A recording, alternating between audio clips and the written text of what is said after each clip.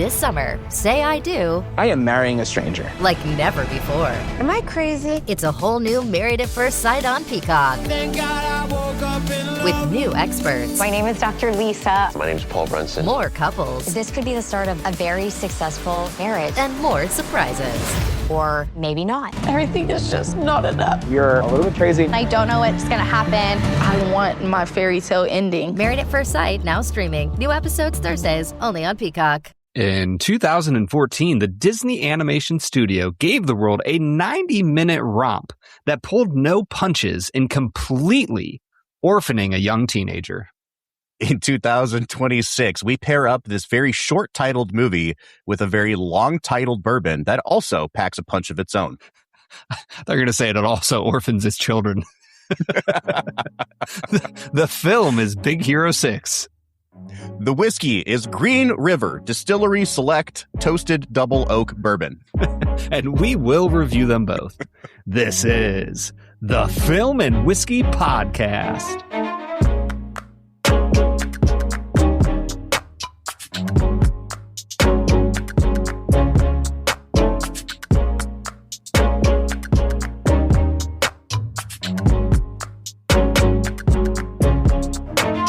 Welcome to the Film and Whiskey Podcast, where each week we review a classic movie and a glass of whiskey. I'm Bob Book. I'm Brad G. And it is week number 2 of season 11. Brad, we are off and running in our newly formatted season number 11. Last week we watched The Incredibles, and at the end of the week, Brad decided that he wanted to pair that movie up with Big Hero 6. And I guess, let's not bury the lead here, Brad. It is a momentous occasion on Film and Whiskey because this is one of the very few films in the history of our little podcast that we've watched that is a first-time watch for old Bob here. It really is. I think we've had a first-time watch for you before. I don't know if we've ever had a first time for you, but not me. I think this is... I think Scott Pilgrim was a first-time watch for me and not you. Okay. And I think... Yeah. Secondhand Lions as well. But like well, this is probably only the third one.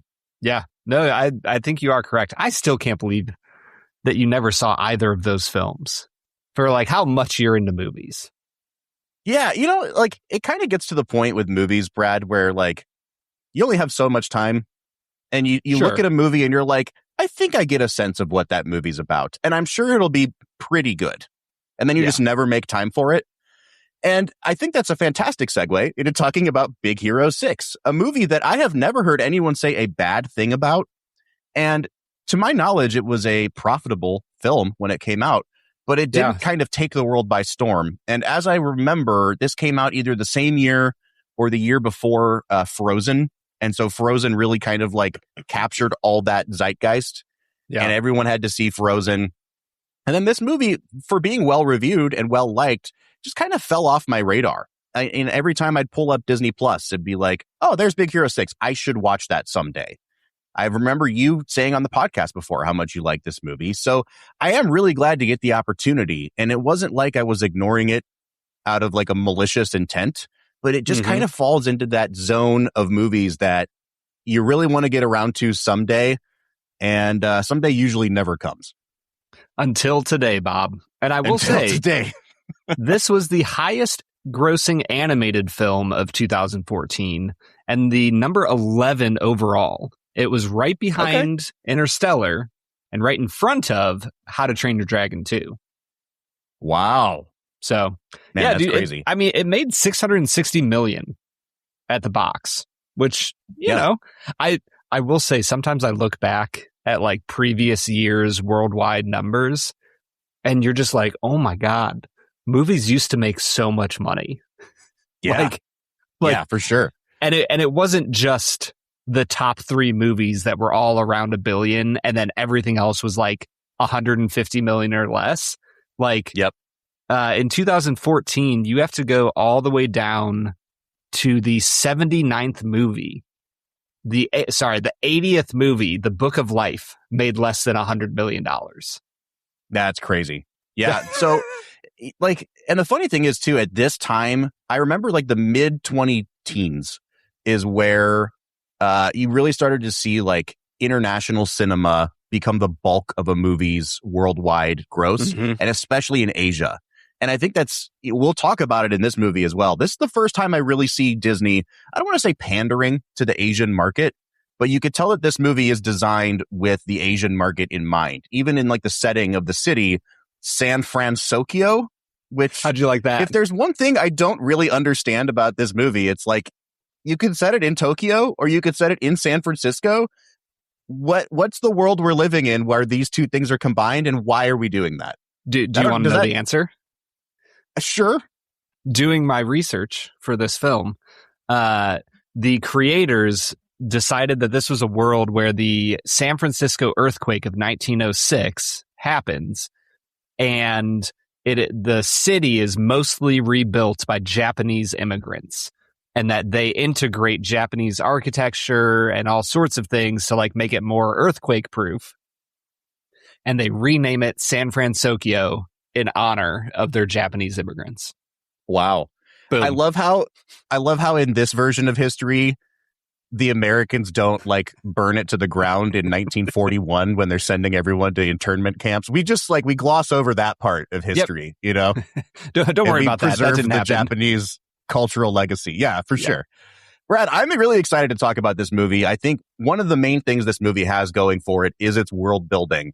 But before we get into talking about all that, I think it's time for our first segment of the day, which we call Brad Explains.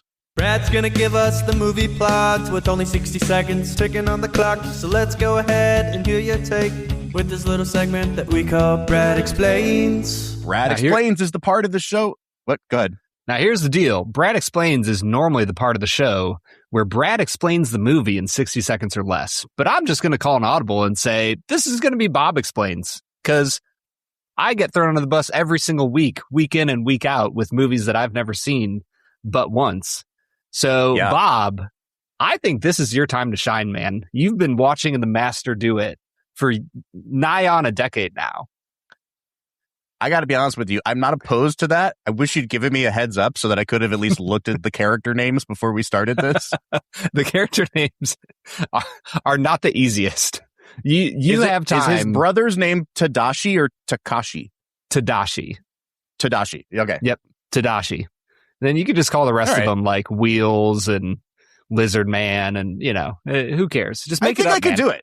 Have fun with it. I think I'm ready. Let's give a spoiler alert here. So this movie is now 12 years old. If you haven't seen it yet, it's on Disney Plus. It's 90 minutes long. Go watch the movie. We're going to talk about, I'll do my best not to spoil every single twist of the movie, but to just kind of give the overview here. And then if we want to spoil it as we go, we can, Brad. So I'll give myself 1 minute on the clock to talk about Big Hero 6, and you can cue me in. Bob, are you ready to talk for 60 seconds? Let's freaking go, dude. And go.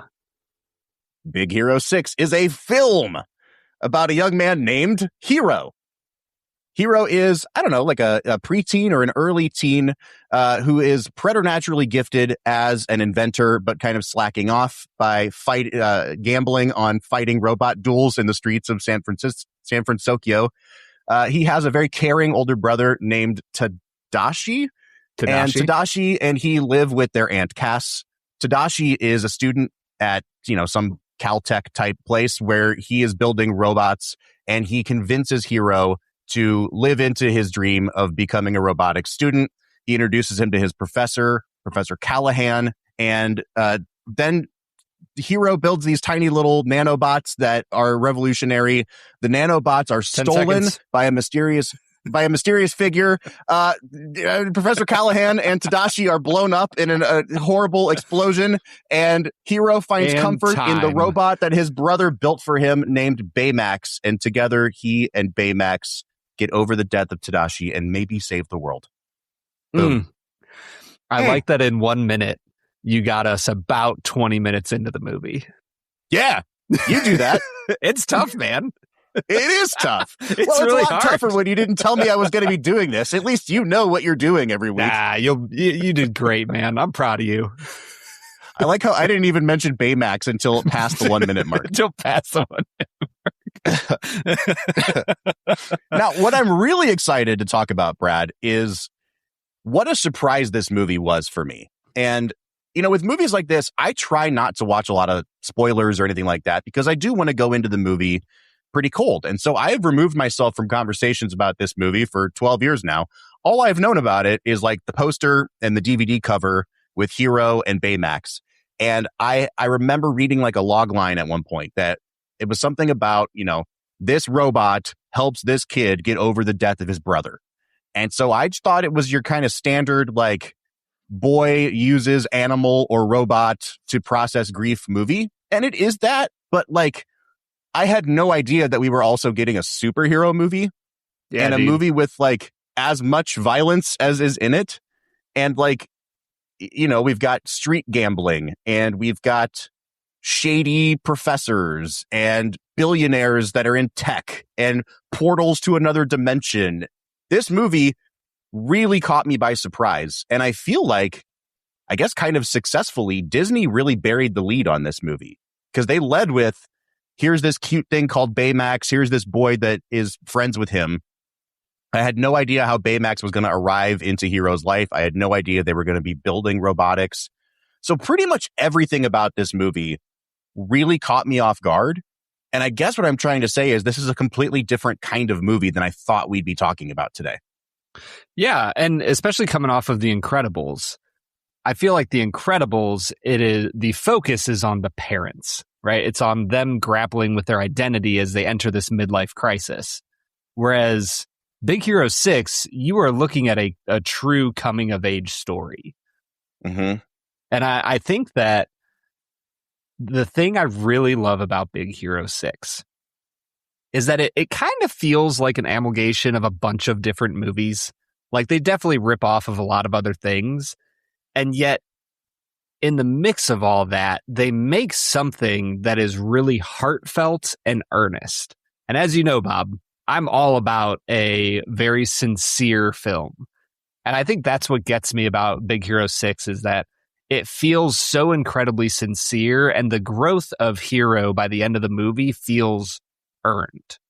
So like, I'm curious, like the journey of Hero, our hero throughout the film, like, how did you feel like that played out as he interacted with his brother and then his brother's group of friends that he makes? Where are you sitting at the end of the film emotionally, having watched this journey that he's been on?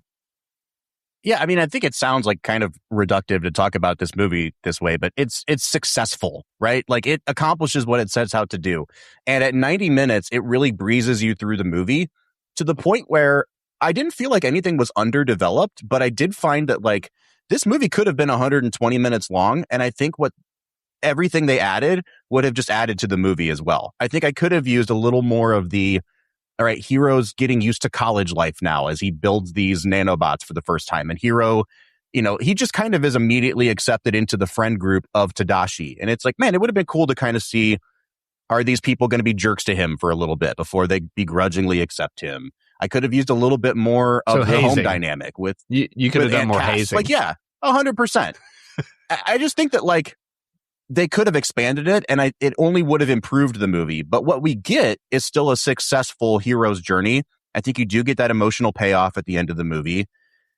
Maybe this is a good point for me to say, Brad, I don't know where exactly you're going to land in terms of your score. I want to get it out of the way now that like, I don't think this is as good as The Incredibles was. Sure. Like it's a very good movie and it's a successful movie at what it does. But, and maybe we didn't come into this saying we're directly going to compare this in terms of quality to The Incredibles, but it's okay to talk about a movie that's like a 7, 8, 8.5 kind of movie on its own terms. And I'm, without spoiling too much of your score, Brad, I don't know if this one hits the like transcendent animated movie category for me. But It's still a really good movie.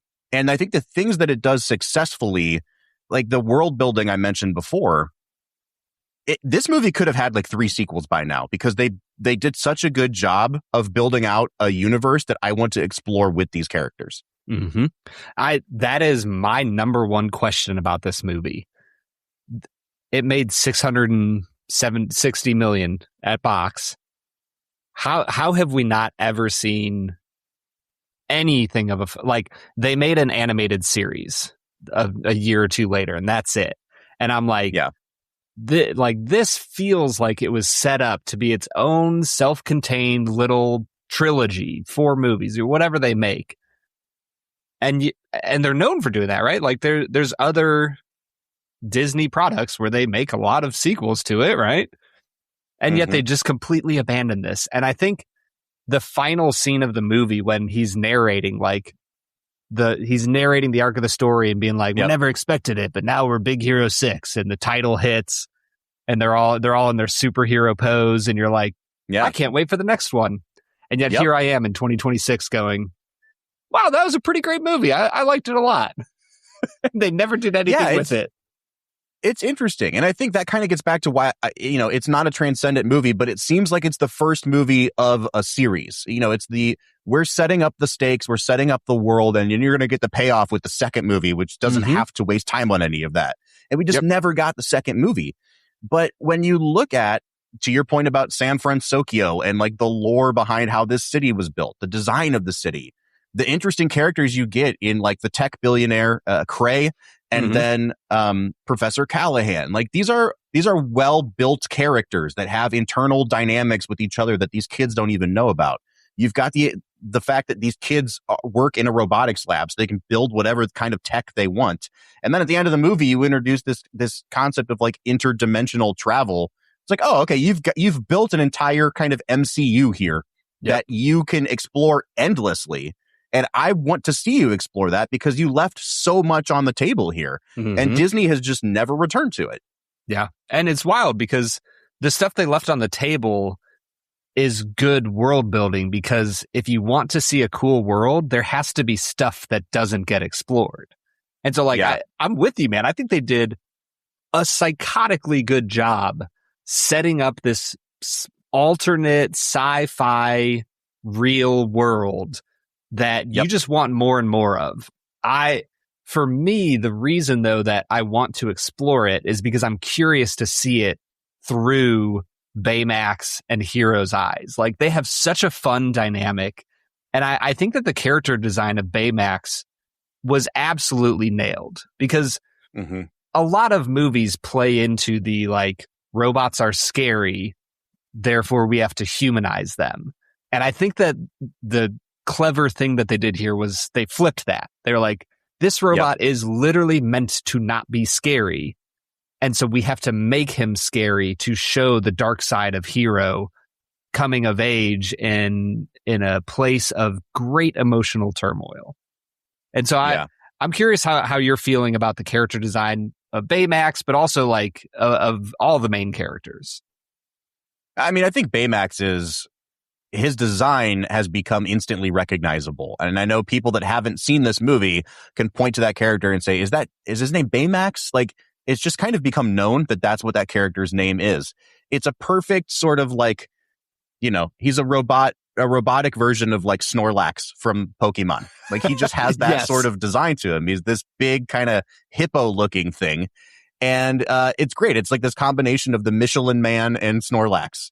And some of the physics of it are kind of like interesting. He's made out of vinyl, but he can lift 1,000 pounds. Like how's that going to work without him exploding? But once you kind of just buy into the way the character is set up and voiced, I think the voice performance is absolutely fantastic. Yeah, I think Baymax is like the reason this movie works, because if you take that character out of it and it really does become only humans and Hero trying to process this and go on a kind of revenge quest against the Man in the Mask and all those things, it loses any sort of heart behind it. And I mean, you would still get the sort of reconciliation with his brother and all that kind of stuff, but you have to have Baymax in it, A, to make it a kid's movie, and B, to kind of ground it in character growth, because it really does like externalize what's happening internally with Hero. Yeah. And for me, like, just the little choices with Baymax, the way he does his fist bump and the ba-da-da-da-da-da. Yeah, it's great. It's just great. It's great writing, and it makes you, the audience, fall in love with this character almost immediately. And the choice to really introduce him after Tadashi dies, like you kind of meet him, you get a basic overview of what he is, but the emotional impact of him popping up right after Tadashi died. Well, technically months after, but he stubs his toe, he pops up, and you instantly feel that weight of like, oh, this is Tadashi now. And this is what's going to move the story forward. It's just great writing. Yeah, and they do a really good job of giving you as an adult, that they're teasing a later payoff, but there's two moments in the movie where they're teasing that later payoff. And the first is, right after they do their like flying sequence and they kind of are overlooking the Golden Gate Bridge and all that. And Baymax says, "All right, are you ready for me to shut down now? Are you satisfied with your care? I can't deactivate." And you get Hiro like freaking out and saying, "I don't want you to shut down." And then they just move on to the next thing. But you realize like, oh, that's coming later. I need to emotionally prepare myself for that. And then the second one is early in the movie, you get Baymax saying Tadashi is here. And Hiro just ignores him. And you kind of think, and this is going to come back up again. I need to prepare myself for that. And so then when he gives the reveal, Tadashi is here, and he plays that video log on his chest, it really lets it sink in, because they do a good job with the sort of Chekhov's gun of that dialogue and bringing it back around. It's a well-written movie for sure. Yeah. And I think that the voice performance of Tadashi is like overwhelmingly good. Like Scott Adsit as Baymax is great. There's something about Tadashi's voice that makes like every single viewer want him to be your older brother. Like he has this eagerness and warmth of like a 22-year-old big brother that truly loves his little brother, that you're immediately, there's just this warmth and eagerness to it that you're like, oh, I want him to be my big brother. Like, in a heartbeat. And I think that's like the really fascinating thing for me about this movie is how it compares and contrasts. It's an anatomy of grief. Like, what does Callahan do when he loses his daughter? And the assumption is that he's lost his wife at some point in his life. He doesn't have other kids. So very similarly to Hiro, he loses his one family member. And in the brief moments that you see her, you see all the warmth and vigor and life in her that you see in Tadashi. And so the movie really dives deep into these themes of grief and what do we do when we are faced with losing the people we love the most. And it's fun. It's wonderful how they use Baymax to draw Hiro out of his grief by calling all of their friends and taking him on an adventure and doing the things that you would imagine Callahan ought to have done when he lost his daughter that he never did. And I like that interplay between an adult dealing with grief and a child dealing with grief and what that looks like in their lives. I've been trying to decide whether it would be better to save this for the back half of the show, but I think I want to get it out of the way now. I mentioned that this doesn't quite clear that transcendent threshold for me. And part of the reason is because, I sat down to kind of do my let's make it a double for this movie, which I will not spoil here. But I realized very quickly that even though I'd never seen this film, we've really been circling this movie for a long time on Film and Whiskey, because we've done, I think, every movie that influenced it or was influenced by it that would have made a perfect pairing. So I just kind of want to run through my list of movies that this reminded me of at some point. I think the two big ones that are kind of obvious here are The Iron Giant. Yep. Which, let's do 20 seconds on The Iron Giant. This is not a movie that necessarily worked for you. We did a whole review of it back in one of our first few seasons. And I want to ask you, why is this better than Iron Giant for you? But also, does it diminish this movie at all to see how much it really did just borrow from the basic premise and also some of the visual design of The Iron Giant? I mean, I think you could call this the Vinyl Giant, if you will. The Vinyl Giant. There's definitely there's definitely a lot of crossover from it. I think the reason that this sticks out for me more is that it feels way smoother. Like, I remember watching The Iron Giant and feeling like it was almost like the editor didn't quite know what to do with everything he was given. And it just felt kind of haphazardly put together. Whereas this one, it feels like a very natural, there's very clear, like, segments of the film that all connect together very clearly and move. The transitions are really, really smooth. I also just like it better. And that's like in New Girl when Nick gives them some scotch and Schmidt's like, smells like leather and oak, and Winston goes, smells boozy.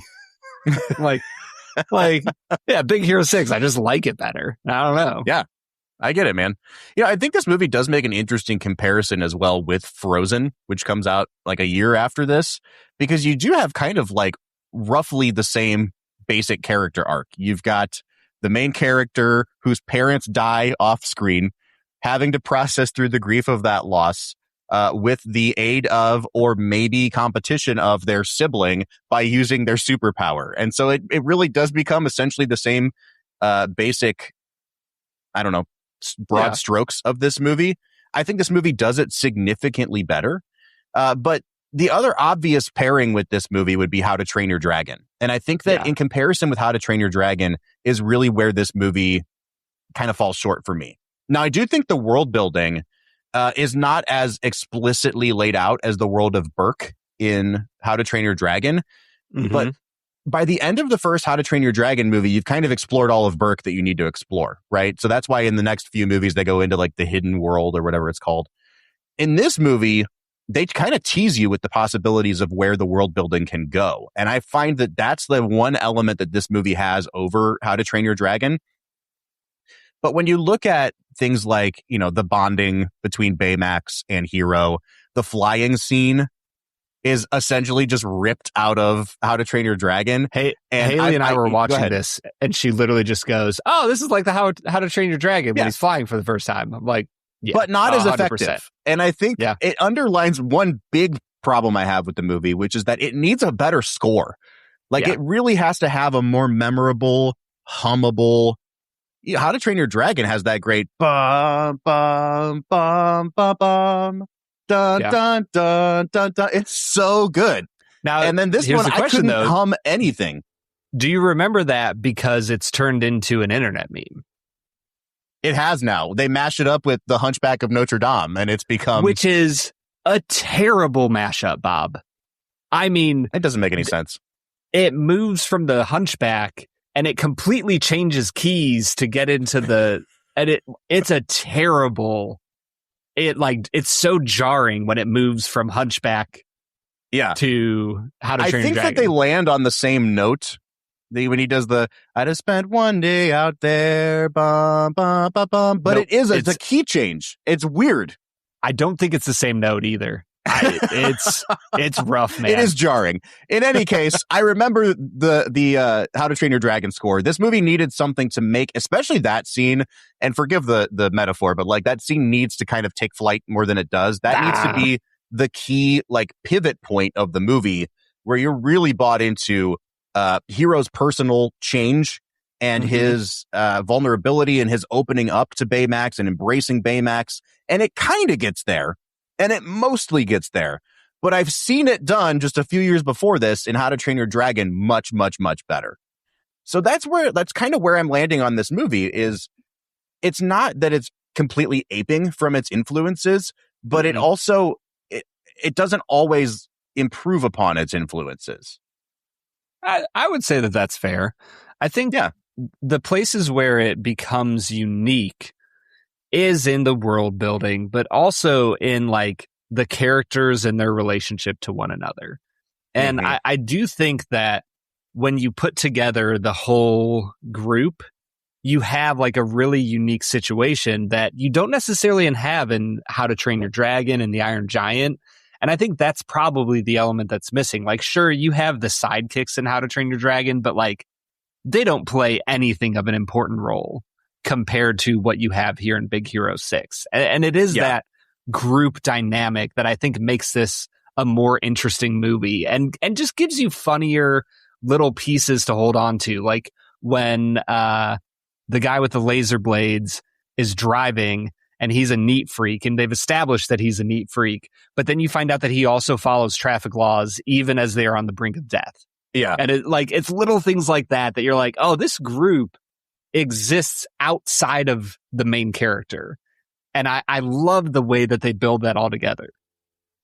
I will say, though, two things. The first thing is that you say that they're more memorable, but then you can't remember that guy's name. Wasabi. So, like, they are just basic stock characters. Boom. Wasabi. I think the funny thing about both of the groups of sidekicks in these two movies is that if you literally took not just the voice actors, but if you just took the Viking children out of How to Train Your Dragon and put them in this movie, it'd be the same movie. They are the exact same set of sidekick characters, all the way from Hiccup's love interest, the blonde girl, really maps onto the one sassy biker chick in this movie. The guy Fred in this movie maps onto the kind of fat guy that's always like hitting things with hammers in How to Train Your Dragon. It's the exact same set of characters, which actually I think it was kind of comforting because I was like, okay, sure. I get that they're going for a How to Train Your Dragon thing, and I like that friend group, and I like this friend group. So they work equally well to me. I do wish there was a little bit more differentiation because they seem like the exact... They may have just rehired the same voice cast. I couldn't tell you. They did not rehire the same voice cast. Oh man, I feel like we're in a good place so far, Bob. How are you feeling? I'm feeling good. I still got a whole list of movies to go through of here's what I could have paired this up with, and I think that might make a fun kind of exercise in the back half. So let's hit pause here. Let's try this Green River. What do you say? Yeah, let's get to it, man.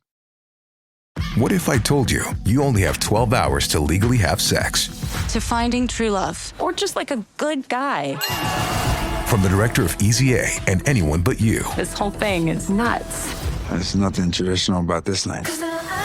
On August 7th, the clock starts on the summer's biggest rom-com. I'm Owen. Allie. What about you and me? Monica Barbaro, Callum Turner. I've been told I'm a 7. By who? Your mom? Nah, she thinks I'm a 10. One night only. Rated R. Only in theaters August 7th.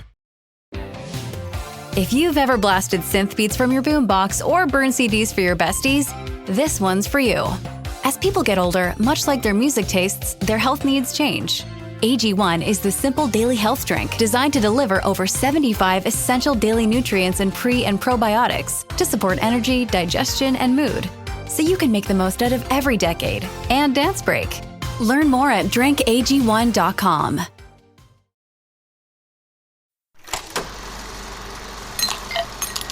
All right, today we are checking out Green River's Distillery Select Toasted Double Oak Bourbon. Now, if that wasn't a mouthful, prepare yourself for the story I'm about to tell you about Green River's Distillery Select. So Green River is part of a consortium of multiple brands that's called Lofted Spirits. They also are affiliated with Bardstown Bourbon Company. They're owned by Bardstown, and Green River is their second brand. But they're starting the same program at Green River that they do at Bardstown with their Distillery Select. Now, you've heard us talk about Bardstown's Distillery Select many, many times on this podcast. In fact, just last week, we had that Bardstown Mars. Green River has been kind of positioned as, I don't know if they would necessarily use this language, Brad, but this is kind of Bardstown's budget brand. Yeah. The way that they tried to do that sort of Bardstown, what was it called? The Origin series for a little while, and they scrapped that. They've moved Green River into that kind of shelf space now. Yep. And so everything that Green River makes is between $25 and like $50. And first of all, yes, please. That is where the Bob Book, that's called the Bob Book shelf. Things that are between $25 and $50. That's my sweet spot. So I love Green River, but I also love that they're branching out a little bit and doing these limited releases. So just like with Bardstown, these are going to be available at the Green River Owensboro Distillery and also at their Louisville storefront. And they're in very limited quantities, and they're only in these 375 milliliter bottles, just like with Bardstown. So, it's a fun extension of what they're already doing at Bardstown, but done at a lower price point. And I'm already on board, I guess is what I'm saying, Brad. Yeah, absolutely. We have already extolled the praises of a 375 milliliter bottle, especially for something that, once again, this, not to spoil my value score, this is a $50 bottle of whiskey that for $50 it would be $100 bottle of, 750 milliliters. Yeah. I think at $50, Good math, dude. This becomes a great value, Bob. Well, I mean, that remains to be seen. I have not drank it yet. I know that you have. It sounds like you're already kind of tipping your hand here. So what we have in front of us today is double oaked. It spends 8 years aging at the facility, and then another 6 months when it's taken out of the barrel, it's put into a new toasted American oak barrel. So the second barrel is not charred, but it is toasted, gets that nice 6-month finish on it, and that's what we have in front of us today. An 8-year whiskey. Brad, this is clocking in at 115.1 proof. So it might be exactly the same proof point, in fact, as their full proof bourbon that we've had on the show before. Like I said, it's in limited quantities. I am really looking forward to this, despite the fact that I have a pretty checkered history with toasted barrel finishes, Brad. You do, Bob, which doesn't make sense to me the more I drink toasted whiskey, because it's freaking delicious. Like I find myself enjoying toasted finishes quite a bit. I will say the nose, it's always the finish note that we get, where like there's something about toasted oak that brings out way too many tannic qualities for me. And if the last note I get on something is bitter, it's like, oh man, that was really good, and then the ending let me down. Yeah. I mean, that's fair. It's wrong, but that's fair. No. You're entitled. Let's see if that's the case today. I've got it poured out in front of me. You've already drank it, so I'm going to start nosing while you give your notes, Brad. I think this is an excellent nose. It pops you with caramel right away, but the more time you spend with it, you get like a really sweet vanilla frosting. There's graham cracker, and it gets like a little bit of an orange juice, orange zestiness that I really, really like. I'm going to give this an 8 out of 10 on the nose, Bob. I'm going to say something that you're going to make fun of me for. Oh, but I don't know how else to explain it. I've looked it up before, and there are other people that have this thing. But sometimes when I eat tropical fruits, and specifically mango, when it's like an overripe mango, there's a really weird, funky note I get on the back of eating a mango. And it just reminds me of like, it tastes like what I would expect like body odor to taste like. Like there's just like like, why does this taste like a foot? Why does this taste like an armpit? It's kind of oniony. It's like, it's got this weird funk to it. Bob, and a lot of people don't know what I'm talking about. You're not allowed to say that a whiskey smells like BO and give it a score above 5 out of 10. No, I'm absolutely going to, because I know that it's it's like people that think cilantro tastes like soap. I'm like, I don't get that, but it sounds like you have a medical condition. I apparently have the mango foot syndrome. I don't know what to tell you, man. Sure. But there's a note on this that reminds me of like mango, maybe papaya. It's in that like overripe tropical fruit category for me. In addition to, yes, I get vanilla frosting. For me, it's more of a cream cheese frosting because it's got this kind of like sour dairy note to it. It's really pleasant, and it brings in fruit notes that I don't typically get on a bourbon. I'm also going to be at an 8.5. My only concern is like that overripe note. I don't know what that's going to translate to on the taste here. Overripe BO, 8.5. Bob, I'm a little concerned about what you're into. Don't worry about it, man. Just drink your whiskey. For the palate. I'm glad that you latched onto the BO and not when I said, why does this taste like a foot? Because I thought you were going to be like, what are you doing in your spare time, Bob? We all Tarantino fetishes. We all ask that question, Robert. Don't kink shame me, man. Just drink your whiskey. I'm trying to get to the palate, Bob. Stop talking about your feet. Yeah, you are. Jeez Louise.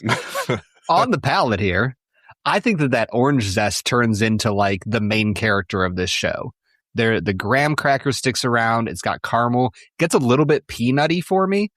And with the peanut, it has like a dustiness to it that led me to one of our favorite comparisons. I think it's got a little bit of a big league chew, bubblegum dustiness to it that Bob, I love this. I think it is absolutely incredible. I'm going to give it a 9 out of 10 on the taste. So we had a retirement party for my wife's mom a few months ago. And, you're trying to feed like however many people are there, 80 people. And so we're making like fruit trays and we have to whip up some fruit dip. And the kind of classic recipe for fruit dip is apparently almost equal parts cream cheese, and marshmallow fluff. And you whip them together for a really long time, and that's what fruit dip is. And I'm telling you, dude, I am getting both marshmallow fluff and cream cheese on this palate. Yeah. And the more I go back to the nose, the cream cheese is like really coming out for me now.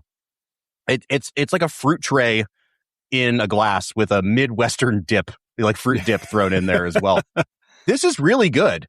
But I think what is triggering in my head is like a piece of cantaloupe or honeydew dipped in that sort of marshmallow cream cheese dip. And so it tastes like I really like it.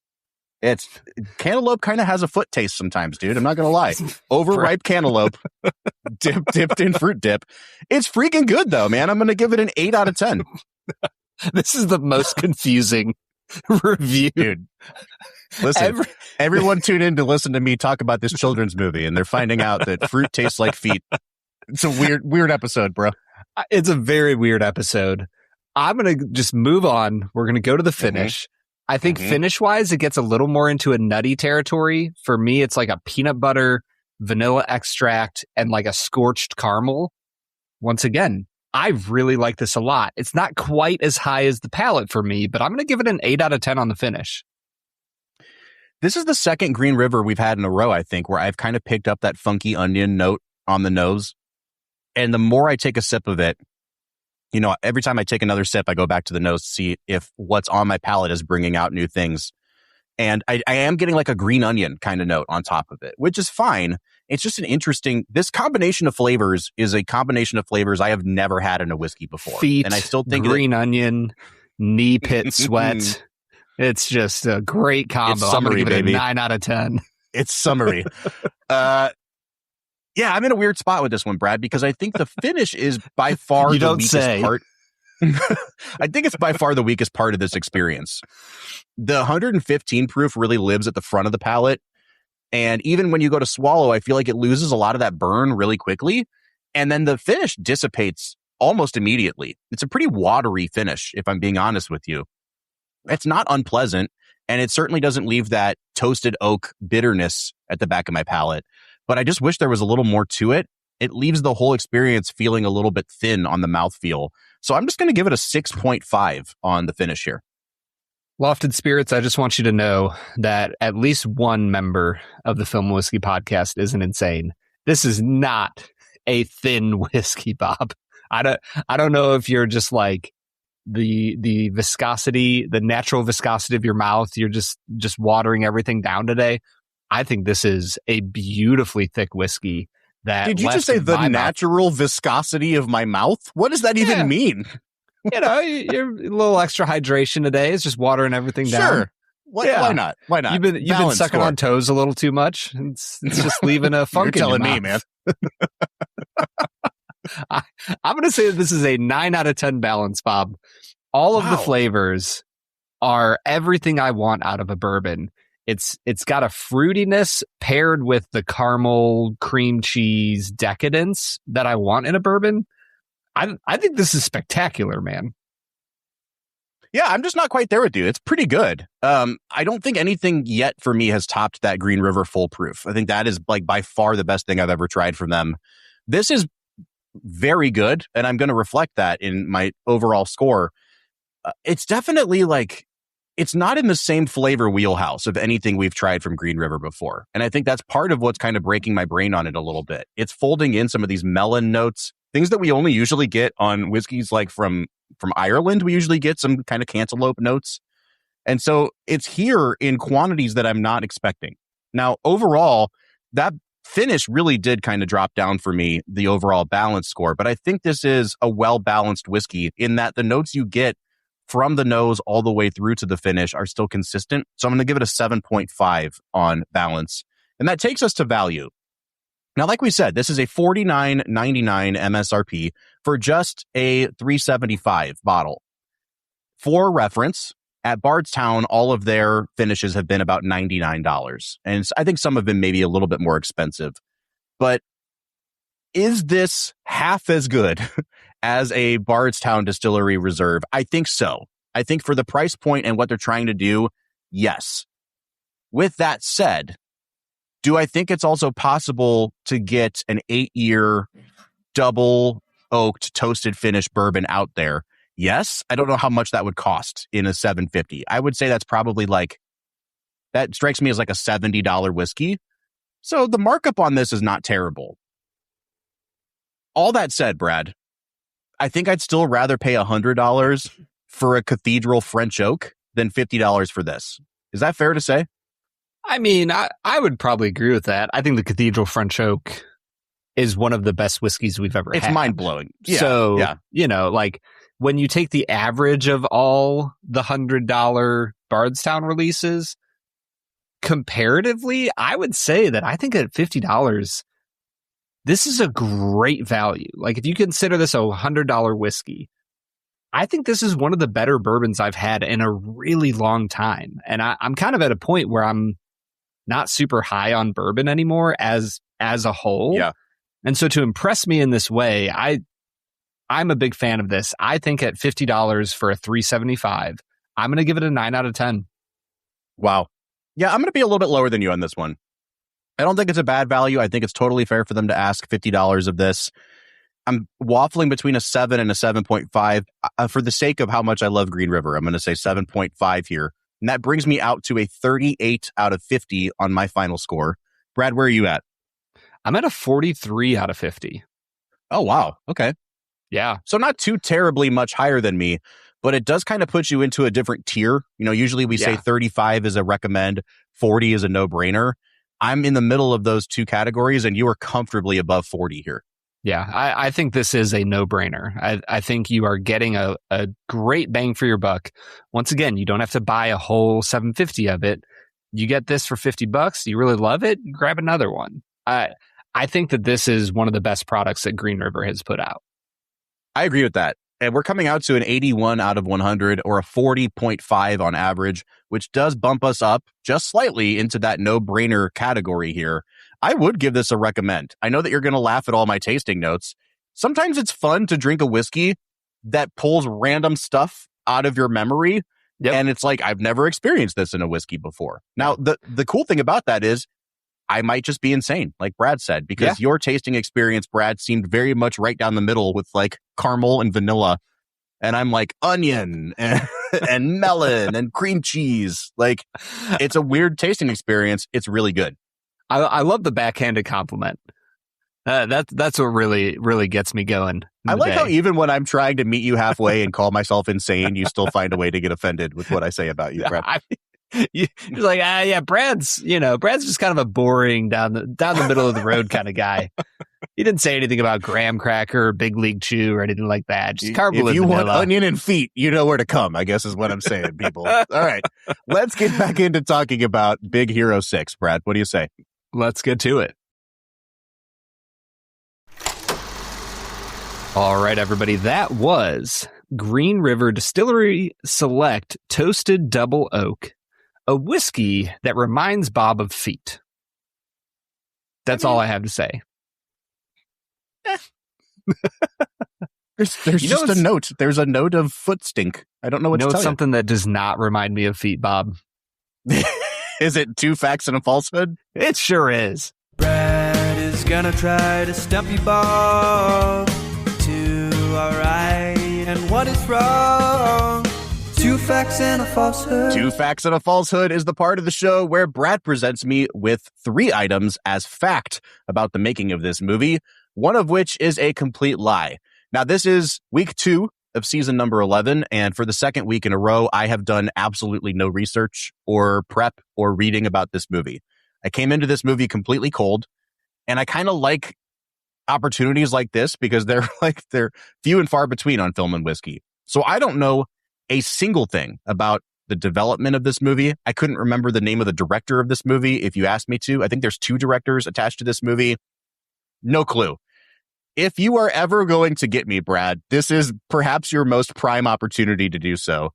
I just fell lucky into the correct answer last week. I do not have high hopes that I can do that for a second week in a row, but I've vamped long enough as you pull up your list here. Brad, hit me with your 2 facts and a falsehood. Fact number 1. In order to create the thousands of civilians living in San Francisco, the production team invented a program called the Denizen Factory, which allowed them to build a whole series of background characters that each have a distinct design.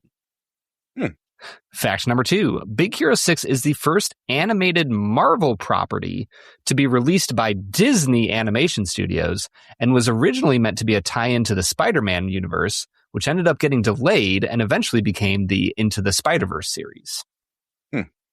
Fact number 3, the character name Cray is a reference to the Cray Research Company, which made the earliest supercomputers beginning in 1971. I'm immediately drawn to number 2, and it's perhaps because I wanted to talk about this anyway, so maybe this is just my jumping off point, but I made a note that this is one of the better Marvel movies I've ever seen, and it's not a Marvel movie. And it's such a Marvel movie that it's complete with a sky portal at the end of the movie. Yep. But a couple of the films that I also think would be perfect tie-ins to this, let's make it a double, are the first Avengers, because you've got the Tony Stark of it all. Yep. And then you've also got Into the Spider-Verse with its own sort of portal and, dad who wants his kid back. It's like the exact same movie, right? Like there's a lot in common between the two. I don't recall seeing a Marvel logo on this movie when it started. Maybe I wasn't paying attention. I don't remember hearing anything about this being a Marvel property. So I could be completely wrong and easily verifiably wrong, but I'm going to put my eggs in the basket of I don't remember that being a thing, and I'm going to say number 2 is the falsehood, Brad. Do you want me to give you more information before you lock that in? No, because if I'm wrong, I'm wrong. Okay. Yeah. So, you are correct. Number 2 was the falsehood. However, the first part of it was actually true. It is the first animated Marvel property that wasn't released by Marvel Studios. So Big Hero 6 was actually a comic book series that was kind of dark, apparently. I obviously never read comic books. From the 1990s. It was Big Hero 6. It's a part of the Marvel universe. And this movie, as you saw, did not have any Marvel logo with it. But it still technically is a part of the Marvel universe, but it's not tied in to the larger Marvel universe. Yeah. Huh. So there you go. And then they just took the story and made Spider-Verse out of it. So there you go. Yes. Yeah. Which that was the falsehood of it all. It had absolutely nothing to do with Spider-Man. There was no supposed tie-in to the Spider-Man universe. So there you are. No, I appreciate it, man. Win number 2. Okay, let's talk about Spider-Verse for a second, Brad, because I've established that I think this is a good movie that is not transcendently good. And Spider-Verse is a movie that I was pretty cool on the first time I saw it because it's so visually overstimulating. Mm-hmm. And then when we rewatched it for the show, I was like, oh, this is a 9 out of 10 movie. Yeah. If you had to pick one of these two movies, is this movie better or is Spider-Verse better? Oh, that's really tough. I feel like the internet would get really mad at me if I chose Big Hero 6. I think I need to see Into the Spider-Verse again. I similarly felt like it was such a departure from any animation I've seen that it takes a half hour, 40 minutes to get used to it. I think I walked away and I think I gave Into the Spider-Verse an 8.5, a 9. I still really like that movie a lot. I think that I would maybe pick Into the Spider-Verse because it feels more unique, but I think I like Big Hero 6 better. Yeah, that makes sense. And I think I would pick Spider-Verse still. And that's where I'm struggling to kind of score this movie. We don't have to jump into final scores yet, but when I think about all the movies that I could pair this up with, another one that came up for me is a movie that I guess would kind of be in the same vein for me, and that's Guardians of the Galaxy 2. There's a ton of Guardians of the Galaxy in this movie with the sort of ragtag crew, with the going into space, and then especially with the way that, what's his name? Yondu dies in Guardians 2, similarly to how Baymax sacrifices himself floating through space at the end of this movie. It's a very similar ending. And then you also get the sort of Baymax has sacrificed himself, but we're going to rebuild him at the end of the movie as a new Baymax, which is essentially the same thing that happens to Groot at the end of Guardians 2. There's a lot of Groot going on in Baymax as well. And so like you kind of just, this movie is really a pick your poison kind of a movie, because I think it exists in a lot of ways to remind you of other movies. And it's like, do you like that one better or this one better? Do you like How to Train Your Dragon or this? Do you like Iron Giant or this? Do you like whatever it might be, Frozen or this? Do you like Guardians or this? And for me, I think with almost all of those other movies, I prefer the movie that influenced it versus this movie. But I'm still in a place of like, they did this really well. It's just not quite as good as whatever the other influences are. But at the end of the day, strip the movie of all the influences, just on its own merits. Where are you at with Big Hero 6? Are we moving into final scores here? Sure. I don't know. What else do you want to talk about? Do you want to know my most creative? Let's make it a double. I do want to know your most creative one.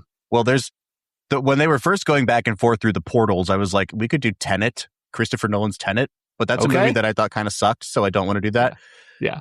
But as they were like getting into the computer and learning about the conspiracy, I was like, this kind of reminds me of Attack of the Clones, which I think is far and away the most underrated Star Wars film, and so much better than Episode 1.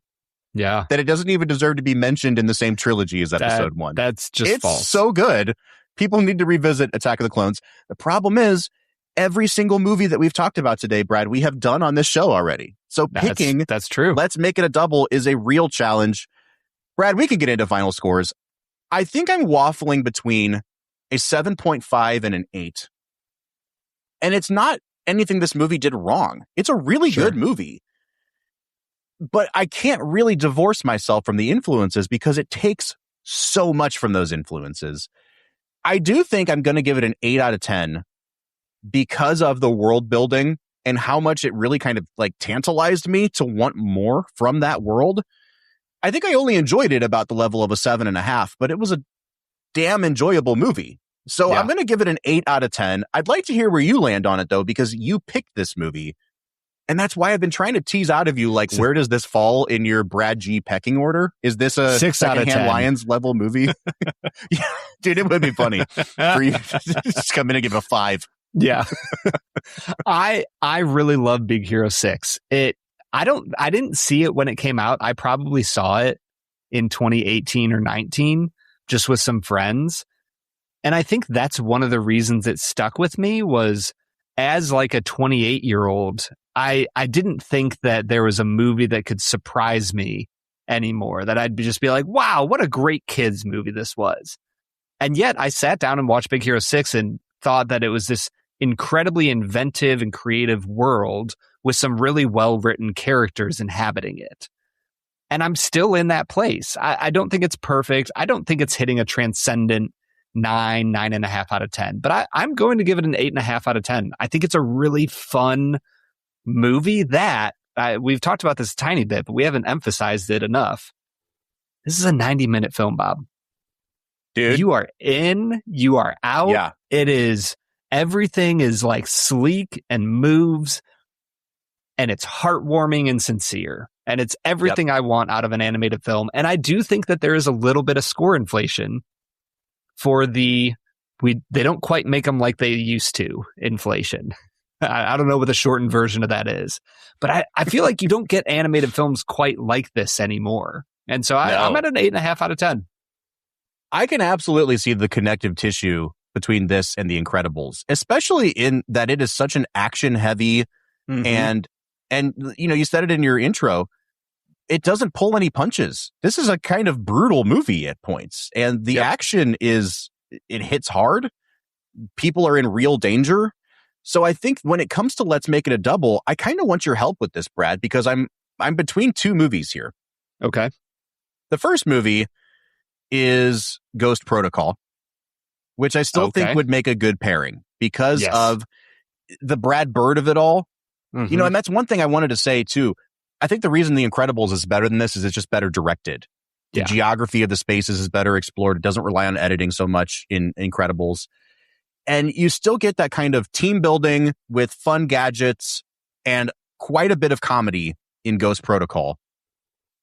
So I think that would make a lot of sense. I think the other way I could go here is like, let's take the kid and robot kind of thing to the next logical place, and let's revisit The Wild Robot, which is a movie that I told you to watch about a year ago.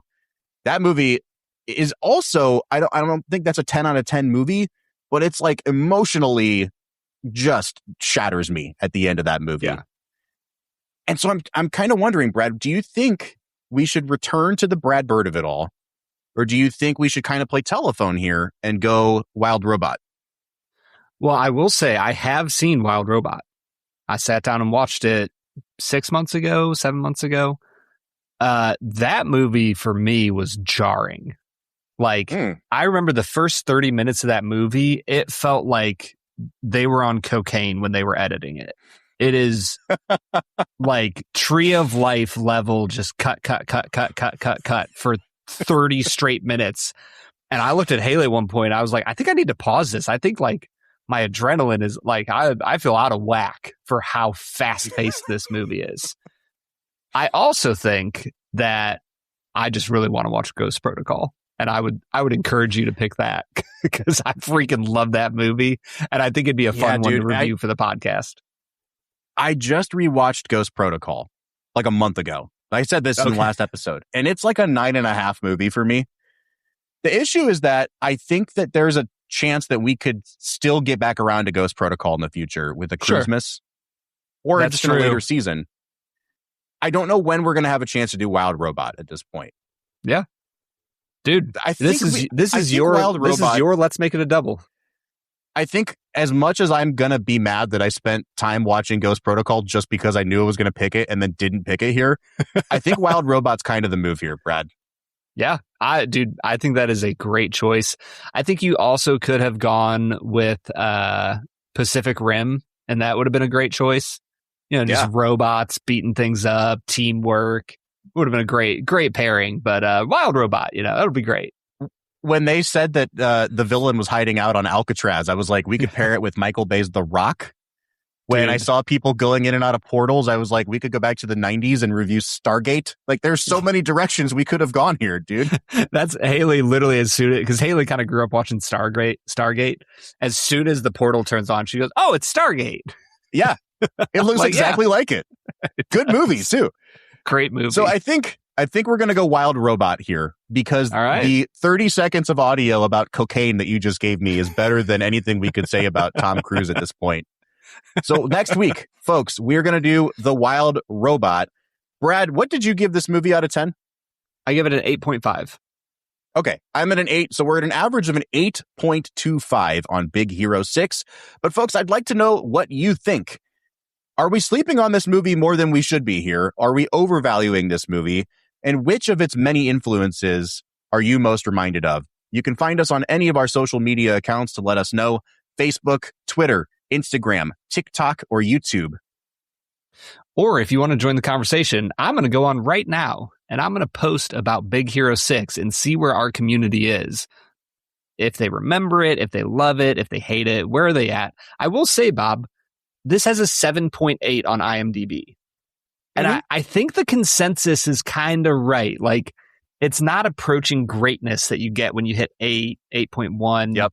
That's starting to get into some upper echelons. This is like just below the upper echelon of animated film. But we want to know what you guys think. If you want to join our Discord server, there is a link to it at the end of every single one of our show notes. We will be back next week talking about one of my favorite movies from the last few years, The Wild Robot. So join us for that. But until then, I'm Bob Book. I'm Brad G. And we'll see you next time.